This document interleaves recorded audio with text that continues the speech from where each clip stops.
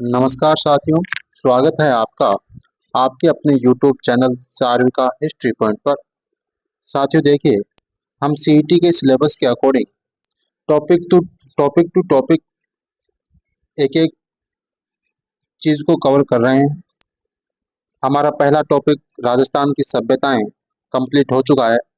उससे संबंधित सभी नोट्स टेलीग्राम चैनल पर डाल दिए हैं और उससे संबंधित 2 वीडियो ऑब्जेक्टिव क्वेश्चन हमने इससे पहले करवा लिए हैं। जो भी साथी सीईटी की तैयारी कर रहे हैं वो बिल्कुल गंभीरता से इन नोट्स को लें और अच्छे से अपनी तैयारी करें। और अभ्यास के लिए आप इस वीडियो को देख सकते हैं। प्रश्नों का बार बार अभ्यास करें ताकि आपकी चीज़ें कंठस्थ हो जाए। आज के इस वीडियो में हमने राजस्थान के दुर्ग से संबंधित महत्वपूर्ण प्रश्नों को ऐड किया है। इससे संबंधित जो कंटेंट था, जो नोट्स थे, वो डिटेल से मैंने टेलीग्राम चैनल पे पीडीएफ बना के भेज दिए हैं। आप वहां जाकर पीडीएफ प्राप्त कर सकते हैं और राजस्थान के दुर्ग से संबंधित सभी जानकारियां याद कर सकते हैं। चलिए देखते हैं, पहला प्रश्न है, धानवन दुर्ग किसके बीच स्थित है?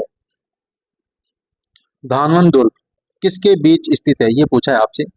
देखिए, मैंने आपको बताया था, शुरुआत में ही नोट्स में मैंने लिखवाए थे आपसे, धानवन दुर्ग है, जल दुर्ग है, पारिक दुर्ग है, ये सब दुर्ग मैंने आपको इसमें बताए थे। तो चलिए इसमें बताइए, धानवन दुर्ग किसके बीच में है? जंगल, रेगिस्तान, जल, पहाड़ियाँ।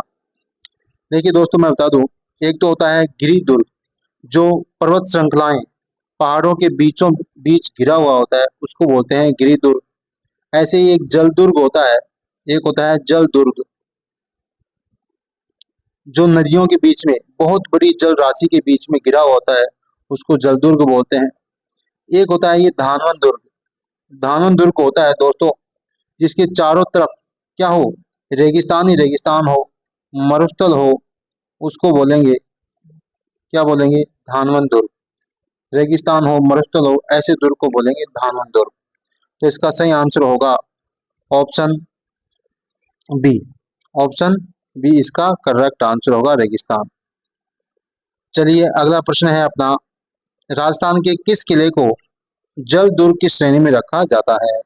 अब देखिए, जल दुर्ग क्या होगा? ऐसा दुर्ग जो चारों तरफ पानी से घिरा होगा, चारों तरफ जिसकी नदियां होंगी, उसको क्या कहेंगे? जल दुर्ग कहेंगे। ठीक है साथियों, तो कोमलगढ़, मेहरानगढ़, गागरोन का किला, नागौर का किला, बताइए। तो आपको मैं बता दूं, जो गागरोन का किला है इसका एकदम सही आंसर होगा। और गागरोन के किले को, राजस्थान में जो गागरोन का किला है, इसको जल दुर्ग की श्रेणी में रखा गया है। अब गागरोन किले के बारे में आपको बताऊं, यह दुर्ग झालावाड़ में है। कहाँ है? झालावाड़ में है। गागरोन का किला कहाँ है? झालावाड़ में है। और ये दुर्ग है जो काली सिंध और आहू नदियों के बीच में, साथियों, काली सिंध और आहू नदियों के बीच में स्थित है, इसलिए इस दुर्ग को जल दुर्ग की श्रेणी में रखा गया है। इसका ऑप्शन 3 इज करेक्ट आंसर होगा। चलिए अगला प्रश्न है अपना, देखिए इससे संबंधित महत्वपूर्ण डिटेल मैंने नोट्स में ऐड कर दिए, आप वहां से डिटेल से पढ़ सकते हैं। वीडियो में मैंने महत्वपूर्ण प्रश्नों को लिया है ताकि आप फटाफट प्रश्नों का अभ्यास कर सकें, आपको पता लग जाए एग्जाम में प्रश्न इस हिसाब से आते हैं। अगला प्रश्न है, नाथों का दुर्ग किसे कहा जाता है? नाथों का दुर्ग किसे कहा जाता है? ऑप्शन है मेहरानगढ़, सोनारगढ़, कोट कास्ता, सुवर्णगिरी। नाथों का दुर्ग किसे कहा जाता है? इसके 4 ऑप्शन मैंने आपको बता दिए हैं। चलिए आप कमेंट करके इसका आंसर बताइए, या फिर वीडियो को पॉज करके भी आप इसका आंसर बता सकते हैं, फिर मिला सकते हैं कि इसका आंसर क्या होगा। आपको मैं बता दूं, जो कोट कास्ता है, कोट कास्ता, इस दुर्ग को नाथों का दुर्ग कहा जाता है। ध्यान रखना, ऑप्शन 3 इज करेक्ट आंसर। कोट कास्ता को नाथों का दुर्ग कहा जाता है। अगला प्रश्न है अपना, फटाफट प्रश्न कर रहे हैं, आपको डिटेल से चाहिए जानकारी तो मैंने पीडीएफ में उसको ऐड किया है। सोनारगढ़ दुर्ग है, सोनारगढ़ दुर्ग है, गिरि दुर्ग, जल दुर्ग, धानवन दुर्ग और पारिक दुर्ग। बताइए सोनारगढ़ किस प्रकार का दुर्ग है? देखिए मैंने आपको बताया था, कि जो रेगिस्तान, मरुस्थल, इनके बीच में जो दुर्ग स्थित होगा उसको बोलेंगे धानवन दुर्ग। क्या बोलेंगे? धानवन दुर्ग। और सोनार का किला, ये सोनार का जो धानवन दुर्ग, सोनार का जो दुर्ग है ये भी एक धानवन दुर्ग की श्रेणी में आता है। चलिए अगला प्रश्न है, किस शहर के किले में जैबान या जैवान तोप को रखा गया है, जो एशिया की सबसे बड़ी तोप मानी जाती है दोस्तों? बताइए किस शहर के किले में? जैसलमेर, जोधपुर, जयपुर, और एक ऑप्शन है इसका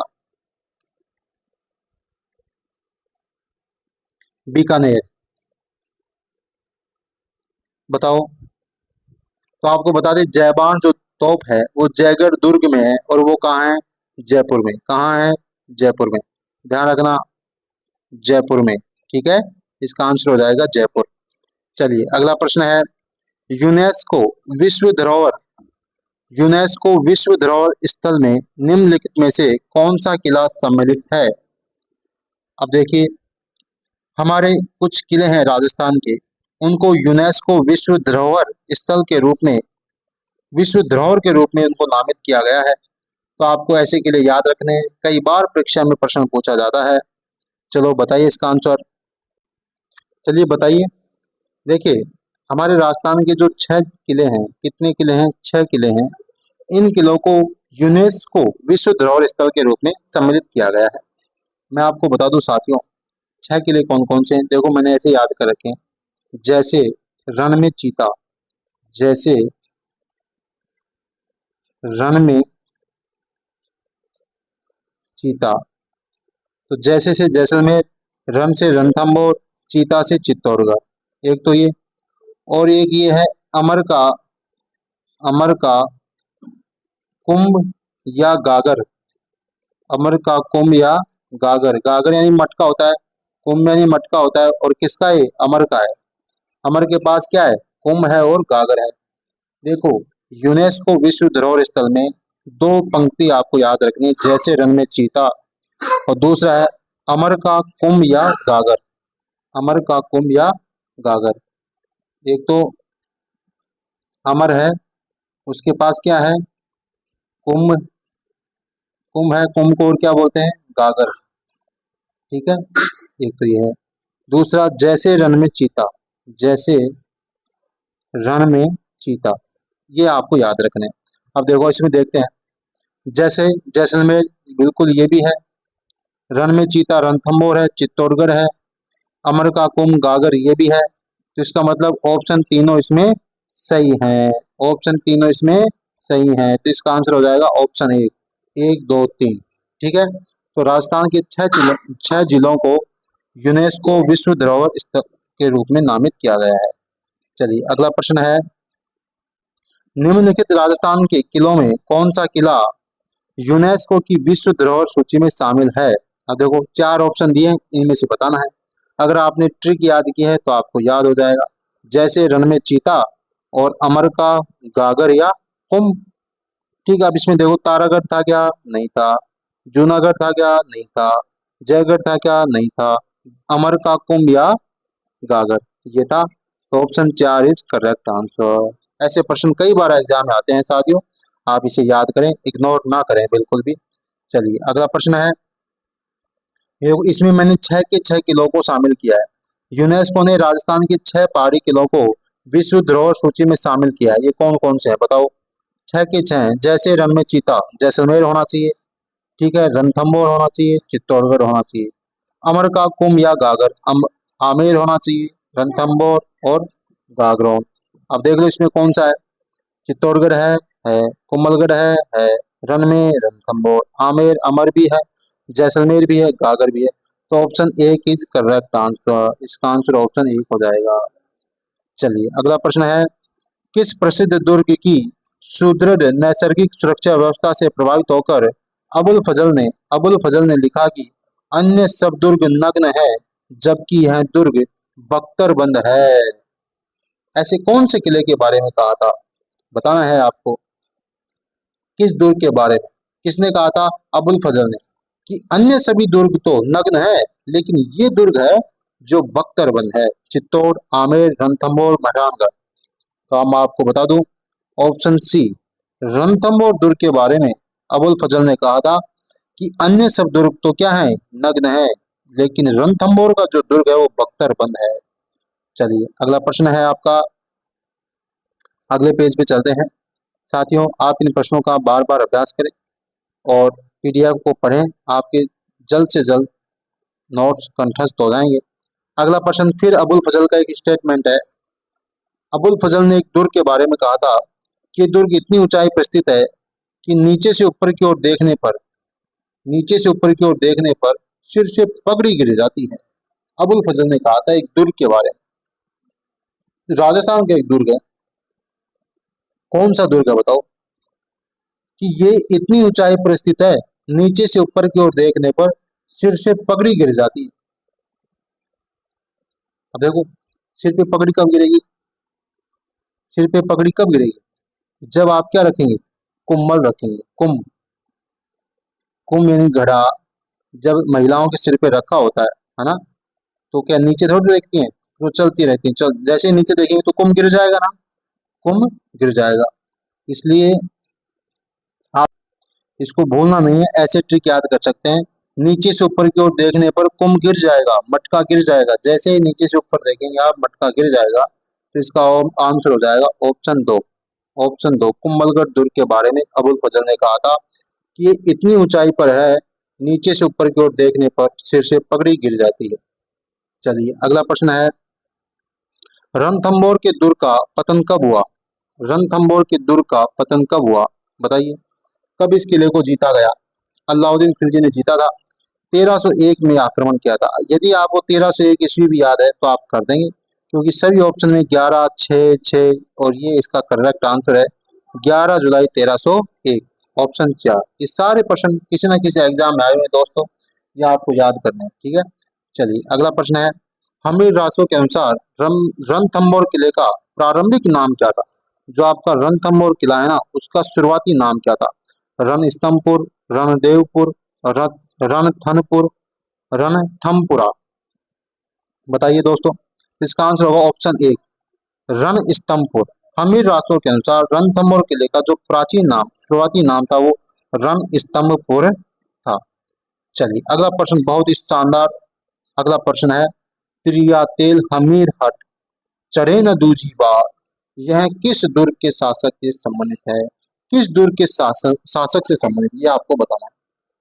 चलिए बताइए, आपको पता है भाई 1301 में अलाउद्दीन खिलजी का आक्रमण हुआ था रणथंभौर दुर्ग पे, हमीर देव चौहान वहां के शासक थे, ठीक है।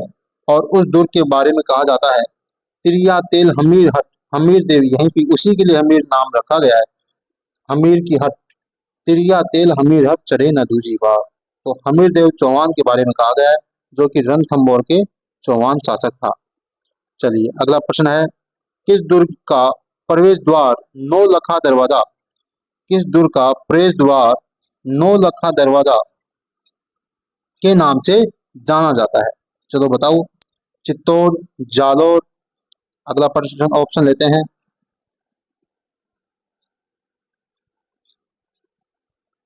चित्तौड़ है, जालोर है, प्रश्न मैं आपको दोबारा बोल देता हूं, किस दुर्ग का प्रवेश द्वार नौ लखा दरवाजा, नौ लखा दरवाजा, नौ लखा दरवाजा के नाम से जाना जाता है, चित्तौड़, सिवाना, जालोर, रणथंभौर। तो मैं बता दूं आपका जो रणथंभौर जो दुर्ग है उसके दरवाजे को नौ लखा कहा जाता है, क्या कहते हैं, नौ लखा दरवाजा, याद रखना है आपको, नौ लखा दरवाजा रणथंभौर दुर्ग का प्रवेश द्वार। चलिए अगला प्रश्न है, राजस्थान का सबसे नवीनतम किला कौन सा है, राजस्थान का सबसे नवीनतम किला कौन सा है, तो मैं आपको बता दूं, ऑप्शन ये गड़बड़ है, इसमें क्रम से नहीं है, इसका आंसर होगा मोहनगढ़। क्या होगा, मोहनगढ़ राजस्थान का सबसे नवीनतम किला है दोस्तों, ये याद रखना है आपको, ठीक है। चलिए अगला प्रश्न है, राजस्थान के राजस्थान के किस किले में त्रिनेत्र गणेश मंदिर स्थित है, ये भी अच्छा प्रश्न है, कई बार परीक्षा में पूछा गया है। राजस्थान के कौन से किले में त्रिनेत्र गणेश मंदिर है, देख लीजिए आप, सवाई माधोपुर में है, ठीक है, और बड़ा ही फेमस मंदिर है। तो ये इसका आंसर हो जाएगा ऑप्शन ए, रणथंभौर। कौन सा है? रणथंभौर। अगला प्रश्न है भटनेर किला कहाँ स्थित है? बिल्कुल इजी प्रश्न है और मुझे पता है आप सबको आता है। भटनेर का किला, भटनेर दुर्ग कहाँ है? हनुमानगढ़ में। कहाँ है? हनुमानगढ़ में। चलिए अगला प्रश्न है भटनेर दुर्ग का निर्माण करता कौन था? ये बताइए आप। भटनेर जो दुर्ग था उसको बनाने वाला कौन था? राजा हनु, राजा भूपत, राजा मान, राजा भट्टाचार्य। देखिए नोट्स में मैंने साफ साफ लिखवाया है कि राजा भूपत ने भटनेर दुर्ग का निर्माण करवाया था। चलिए अगला प्रश्न है आपका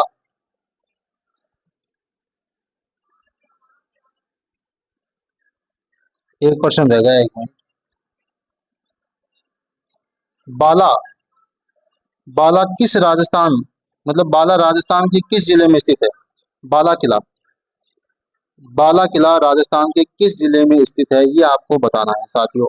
इसके ऑप्शन ये हैं जयपुर, अजमेर, अलवर, जोधपुर। बाला किला राजस्थान के किस जिले में? बाला किला राजस्थान के किस बाला किला राजस्थान के किस जिले में? तो इसका आंसर हो जाएगा अलवर। कहाँ है? अलवर। ठीक है दोस्तों। चलिए अगला प्रश्न है राजस्थान के किस गढ़ को धाराधारगढ़ के नाम से जाना जाता है? राजस्थान के किस गढ़ को धाराधारगढ़? भटनेर का किला, गागरोन का किला, रणथंभौर का किला, चौमुहागढ़। चौमुहागढ़। तो इसका आंसर होगा ऑप्शन 4। चौमुहागढ़ को क्या कहा जाता है? धाराधारगढ़ के नाम से जाना जाता है। ये 20 प्रश्न थे, बड़े ही महत्वपूर्ण प्रश्न थे, किसी ना किसी एग्जाम में आए हुए हैं। और देखिए दुर्ग से संबंधित जो और बचे हुए कुछ क्वेश्चन है 15-20 वो और मैं लेके आऊंगा। आपके दुर्ग से संबंधित सभी प्रश्न इसमें ऐड किए हैं मैंने, और आपको डिटेल से पढ़ना है मैंने पीडीएफ नोट्स के रूप में प्रोवाइड करवाई है। आप टेलीग्राम चैनल पर जुड़िए और वहां से पीडीएफ नोट्स प्राप्त कीजिए, डेली पढ़िए। सीटी के सिलेबस के अकॉर्डिंग हम कवर कर रहे हैं। कंप्लीट सीटी के लिए राजस्थान के इतिहास और कला संस्कृति के नोट्स मैं आपको उपलब्ध करवाऊंगा। बड़े शानदार और बेहतरीन मेरे द्वारा बनाए हुए नोट्स, आप उनसे पढ़िए। ठीक है साथियों, पढ़ते रहिए, मस्त रहिए और अपनी तैयारी करते रहिए। जय हिंद, जय भारत।